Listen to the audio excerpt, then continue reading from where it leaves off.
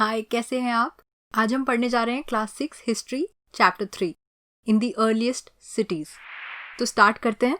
पिछले दोनों चैप्टर्स में हमने देखा कि कैसे हम हंटर गैदरर्स से स्टार्ट हुए थे और फिर धीरे धीरे फार्मिंग और सेटलमेंट की तरफ जाने लग गए। उसके बाद बनी सिटीज और उनके बारे में आज हम पढ़ने जा रहे हैं। The story of Harappa. सबसे पहले हमें इन सिटीज के बारे में मालूम पड़ा था आज से 150 ईयर्स पहले। 150 ईयर्स पहले आपको मालूम है कि ब्रिटिशर्स का इंडिया पे रूल था। उस समय पंजाब में, जो आज पाकिस्तान में आता है, वहाँ पे रेलवे लाइंस बनाई जा रही थी। तो जो इंजीनियर्स और वर्कर्स वहाँ पे रेलवे लाइंस बना रहे थे, उनको सबसे पहले हड़प्पा के बारे में मालूम पड़ा जब उन्होंने वहाँ खुदाई करी। लेकिन उनको तो मालूम नहीं था कि ये क्या है। उनको बस ये लगा कि this is a very rich source of readymade high quality bricks. They were surprised क्योंकि वहाँ पे इतनी हाई क्वालिटी की इतनी सारी अच्छी ब्रिक्स अवेलेबल थी। तो उन्होंने जो ब्रिक्स मिली हड़प्पा से, उन्होंने उसी को यूज कर लिया पंजाब की रेलवे लाइंस बनाने के लिए। इसी चक्कर में कितनी सारी बिल्डिंग्स उन्होंने डिस्ट्रॉय कर दी जो हड़प्पा सिविलाइजेशन को बिलोंग करती थी, जो अगर डिस्ट्रॉय नहीं हुई होती तो आज हमें इन सिटीज के बारे में ज्यादा मालूम पड़ता। फिर सबने रेलवे लाइन बनाई और उसके बारे में भूल गए। ये सिटीज रीडिस्कवर हुई 80 ईयर्स पहले, मतलब रेलवे लाइन बनने के 70 ईयर्स बाद। इस बार ये साइट आर्कियोलॉजिस्ट्स को मिली और तब उन्होंने रियलाइज किया कि ये तो one of the oldest cities है हमारे सब कॉन्टिनेंट पे। अब आपको लगे हाथ ये भी बता देती हूँ कि सब कॉन्टिनेंट क्या होता है। एक बड़े कॉन्टिनेंट का एक ऐसा हिस्सा जो अलग से डिस्टिंग्विश हो सके, उसको हम सब कॉन्टिनेंट बोलते हैं। तो इंडियन सब कॉन्टिनेंट में इंडिया के अलावा 3-4 कंट्रीज और आती हैं, जैसे श्रीलंका, पाकिस्तान, बांग्लादेश, नेपाल। तो ये सारी कंट्रीज मिलके इंडियन सब कॉन्टिनेंट बनाती हैं। सबसे पहली सिटी जो डिस्कवर हुई वो थी हड़प्पा।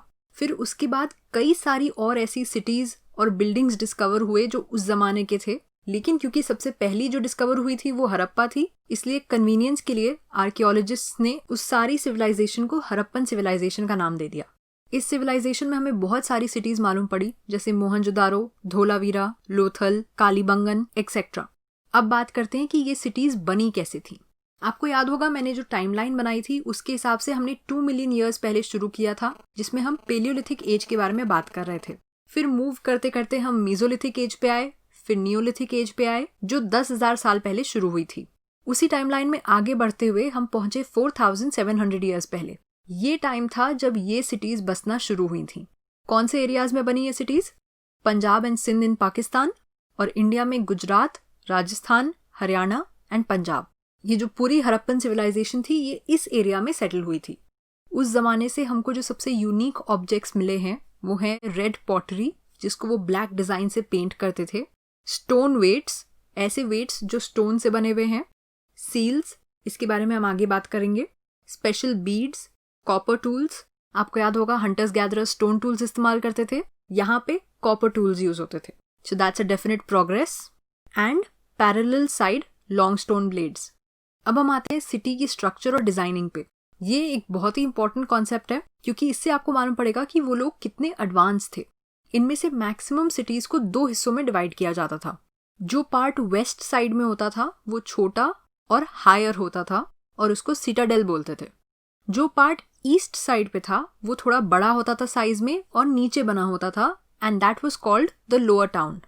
तो हमें सुन के ही समझ में आ रहा है कि जो स्मॉलर है और हायर है प्लेसमेंट में, इसका मतलब यहाँ पे इंपॉर्टेंट और स्पेशल बिल्डिंग्स बनाई जाती थी।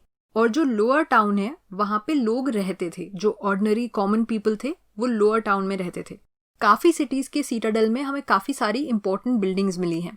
जैसे उस टाइम की एक सिटी थी मोहनजोदारो, ये भी बहुत फेमस सिटी है, और यहाँ पे एक स्पेशल टैंक बना था जिसको हम कहते हैं द ग्रेट बाथ।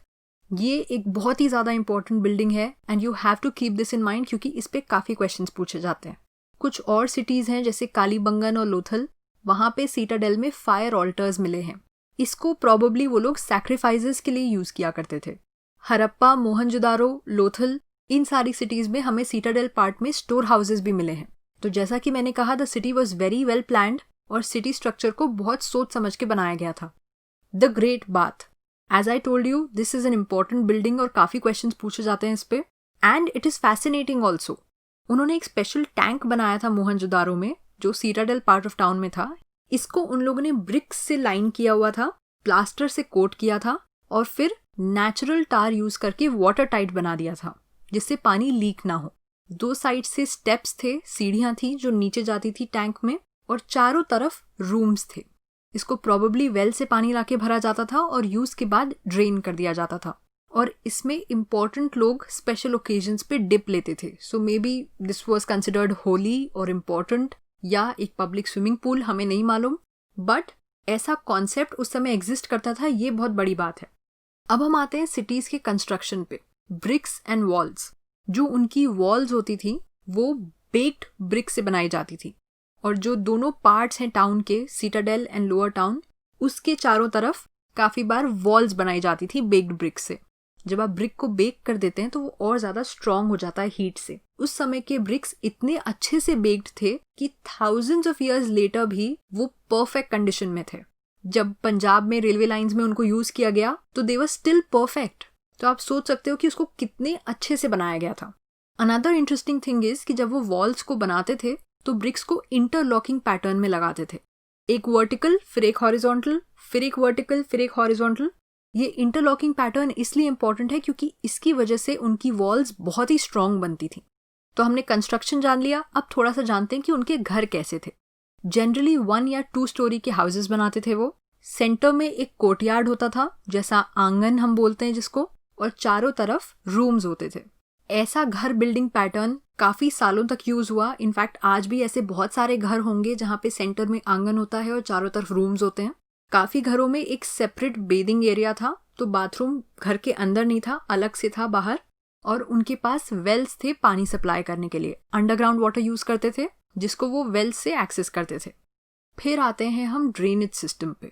आपको भी मालूम है कि किसी भी सिटी का ड्रेनेज सिस्टम अच्छा होना बहुत इंपॉर्टेंट है। आज भी जब हमारे पास इतनी सारी मॉडर्न टेक्नोलॉजी है, फिर भी हम कितनी बार कंप्लेन करते हैं कि जब बारिश होती है तो ड्रेनेज सिस्टम ब्लॉक हो जाते हैं। लेकिन you will be surprise to know कि उस समय का ड्रेनेज सिस्टम बहुत ही ज्यादा सोफिस्टिकेटेड था। वो लोग कवर्ड ड्रेन्स इस्तेमाल करते थे, विच इज ऑलवेज प्रिफर्ड, क्योंकि उससे गंदगी नहीं फैलती है, डिजीजेस नहीं फैलती हैं।